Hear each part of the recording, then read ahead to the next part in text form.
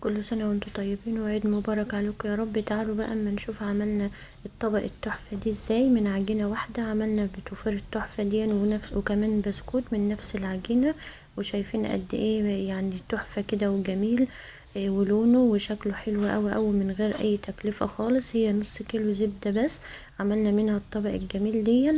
اول حاجة سواء في ايدك او في العجان حطيت نص كيلو زبدة، والكوباية ديت مج سكر مطحون، وبعدين احطهم في الكبة كده لما ينعموا مع بعض زي ما انت شايفة كده.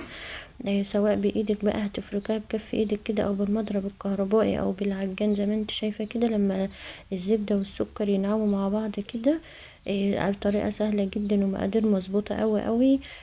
هتحطي 4 بيضات، هتنزلي بيهم بيضة بيضة، يعني البيضة تدوب كده مع الزبدة، تنزلي بالبيضة التانية. يعني ممكن العجان، ممكن مضرب الكهربائي لو ما عندكيش دي او دي. يعني اشتغلي بكف ايدك كده بتنعم معاك وبتبقى زي الفل.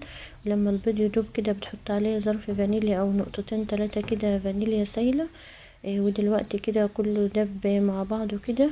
المقادير دي مظبوطة جدا جدا يا حبايبي، جربوها. والبسكوت والباتوفر كان طالعين فيها تحفة كده بجد ومقرمشين بتدوب كده دوب والله. هنزل بالدقيق، انا خدت كيلو الا ربع دقيق، يعني 3/4 كيلو بالظبط، ما خدتش الكيس كله على المقادير دي، وكانت مظبوطة اوي اوي اوي.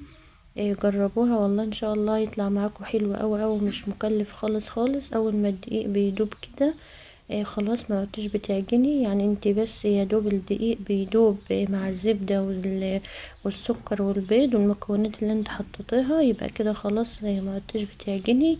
بتشتغلي بقى على طول. لو عندك بقى كيس حلواني كده، شايفة العجينة طرية وحلوة اوي اوي ازاي عشان تنزل معاكي كده بسهولة. في الكيس الحلواني زي ما انت شايفة كده بتحط كمية مش كتير والشكل اللي انت عايزاه، وبتعمليها كده على طول. عملت صينيتين بتفور وكانوا حلوين جدا جدا. والشوية اللي بقوا دول حطيت عليهم بس نص معلقة صغيرة بيكنج باودر وقلبتهم كده تاني. وهعمل بهم بسكوت، وكان طالع والبسكوت كان طالع جميل وتحفة ومقرمش ولونه حلو اوي اوي. لو ما عندكش الكيس ديت بوريكي، ممكن تعمليه بالشوكة كده على ايدك وبعدين بتصبعها بالشوكة. وانا بقى كملت بالكيس الحلواني، غيرت بس بتاعة البسكوت وكملت. زي ما انت شايفه اهو، انا عملت الكمية دي كلها من كيلو الا ربع دقيق ونص كيلو زبدة بس و4 بيضات. وكان عندي شوكولاتة كده، قلت احط على صينية كده شوكولاتة، وسبت الصينية التانية سادة. والتسوية احط الشبكة في الفرن في نص الفرن، وولعي من فوق ومن تحت وخليه ياخد اللون اللي انت بتحبيه، سواء فاتح شوية او مقرمش زي دي كده. وشايفة كان دايب دوب كده ومقرمش وتحفة بجد. يعني عينك كده عليه على طول.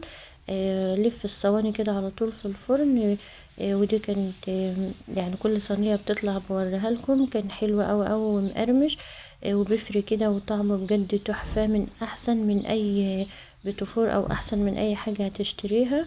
ودي كانت يعني الكمية كلها. هو الطبق ما شاء الله كان مليان. وديت كمان اللي عليه شوكولاته. ما تنسوش يا حبايبي تصلوا على النبي وتعملوا لايك لو الفيديو عجبكم، وتشتركوا في القناه. شايفه ما شاء الله يعني الكميه كانت حلوه جدا جدا. وشكرا قوي يا حبايبي لكل المتابعين وكل حبايبي على كومنتاتهم الحلوه وعلى الاشتراك في القناه. وديت البسكوت كان حلو قوي قوي بجد، مقرمش وتحفه. ممكن بقى لو عايزه تعينيه للعيد تجيبي كيس كده نضيف وتحطيه في كرتونه وتلميه كده زي ما انت شايفه في الكرتونه وفي الكيس، ويفضل مقرمش ان شاء الله للعيد. ومن اول واحده لاخر واحده بتكون مقرمشه. وجربوه على الطريقه دي والمقادير دي، ان شاء الله يعجبكم وهتعتمدوا. شكرا قوي يا حبايبي لوقتكم ولمتابعتكم، واشوفكم على خير ان شاء الله الفيديو الجاي. مع السلامه.